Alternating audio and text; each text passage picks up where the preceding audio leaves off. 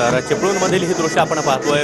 होळी त्याचबरोबर धुलीवंदनानिमित्त पालखी नाचवण्याचा हा उत्सव। या ठिकाणी आमदार भास्कर जाधव हे देखील आपल्याला पाहायला मिळतात। भास्कर जाधव हे आपल्या गावाकडे अशा सण उत्सवांमध्ये सहभागी होताना आपल्याला दिसतात। स्वतः पालखी नाचवतानाचे अनेक व्हिडिओ त्यांच्या समोर आलेले आहेत आणि याच होळी त्याचबरोबर धुलीवंदनानिमित्त आयोजित कार्यक्रमामध्ये भास्कर जाधव पुन्हा एकदा सहभागी झाले।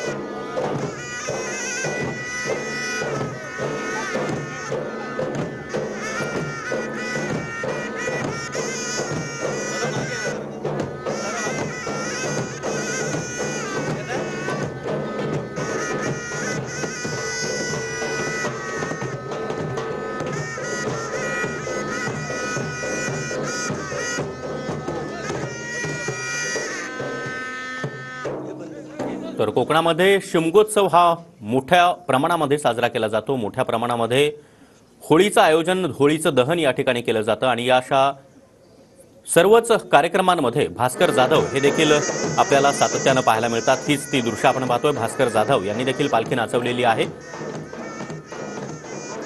ठाकरे गटाचे आमदार भास्कर जाधव हे आपल्या गावाकडे अशा सण उत्सवांमध्ये हिरिरीनं सहभाग घेत असतात।